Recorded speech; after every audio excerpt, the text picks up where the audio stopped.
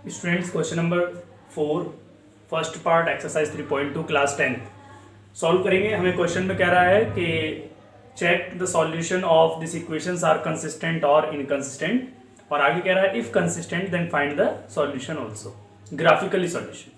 तो सबसे पहले हम क्या कर रहे हैं कि ये चेक करना है कि सॉल्यूशन कंसिस्टेंट है या इनकंसिस्टेंट। इसके लिए कंपेयर करेंगे दोनों इक्वेशंस को, जो हमारी जनरल इक्वेशंस हैं लीनियर इक्वेशन टू वेरिएबल की, उनसे कंपेयर किया a1 b1 और c1। देखिए यहाँ पर तुम्हें थोड़ा ध्यान ये देना है कि इक्वल टू में जीरो होना चाहिए, बट यहाँ पर इक्वल टू में जीरो नहीं है। तो इसके लिए आप क्या करेंगे, 5 LHS में आएगा तो -5 हो जाएगा और इक्वल टू में जीरो आ जाएगा। तो इसीलिए मैंने यहाँ पर +5 की जगह पर c1 को क्या लिखा है, -5। इसी तरह से यहाँ पर भी जो है +10 है RHS में, इसको पहले LHS में लाएंगे तो ये -10 हो जाएगा। नाउ रेशियोज फाइंड करेंगे आप, a1/a2, b1/b2, c1/c2। तो जो तीनों की वैल्यूज है वो 1/2, 1/2, 1/2 आई है पॉजिटिव में। So we get the condition this one. तो ये जो कंडीशन होती है, किसी कंडीशन होती है, equations have infinite many solutions. और अगर इनफाइनाइट मैनी सॉल्यूशंस हैं तो जो सॉल्यूशन होगा वो कैसा होगा, कंसिस्टेंट सॉल्यूशन। इसके बाद ग्राफिकली सॉल्यूशन फाइंड करने के लिए हमने इसको y की फॉर्म में लिखा, क्योंकि y, अब देखिए एक क्वेश्चन मेरे पास आया था कि सर हम y के इक्वल में ही क्यों लेते हैं सभी इक्वेशंस को, क्योंकि स्टूडेंट्स x और y में x जो होता है वो इंडिपेंडेंट वेरिएबल होता है और y डिपेंडेंट वेरिएबल होता है। इसका मतलब ये है कि y x पर डिपेंड कर रहा है, y डिपेंडेंट है ना, मींस x पर डिपेंड कर रहा है। जैसे जैसे x की वैल्यूज चेंज करेंगे आप तो y की वैल्यू भी चेंज होती जाएगी। इसीलिए हम पहले हॉरिजॉन्टल लाइन बनाते हैं जो कि x एक्सिस को रिप्रेजेंट करती है, ये होती है इंडिपेंडेंट लाइन, और इस पर डिपेंड करती है कौन सी लाइन, y एक्सिस, यानी कि ये हो गई डिपेंडेंट लाइन। क्योंकि अगर x एक्सिस नहीं बनाओगे तो उसके परपेंडिकुलर आप कैसे y एक्सिस को बना दोगे। तो इसलिए ये डिपेंडेंट एक्सिस और ये इंडिपेंडेंट, सॉरी ये इंडिपेंडेंट और y डिपेंडेंट होता है। तो देखिए फर्स्ट इक्वेशन से आपको मिला y is equal to 5 - x। यहां पर आपने पहले x के प्लेस पर 0 रखा तो y की वैल्यू 5 आई। सॉल्यूशन भी मैंने आगे लिखा हुआ है, और नेक्स्ट में x इक्वल टू 5 लिखा तो y इक्वल टू 0 मिला। सेकंड इक्वेशन का सॉल्यूशन हमने यहां पर किया है, पहले y के फॉर्म में इसको कन्वर्ट किया, y is equal to 10 - 2x/2।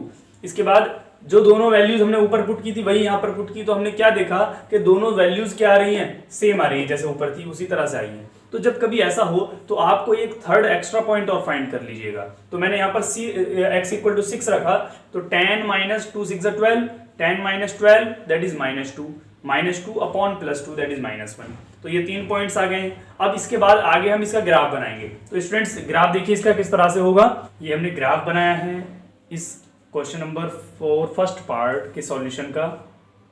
Question number 4 first part में जैसे कि हमने एक्सप्लेन किया है कि किस तरह से इसके सॉल्यूशंस फाइंड करेंगे। दो सॉल्यूशन कोइंसाइड कर रहे थे, मींस सेम आ रहे थे, इसलिए हमने थर्ड सॉल्यूशन भी फाइंड किया 6, -1।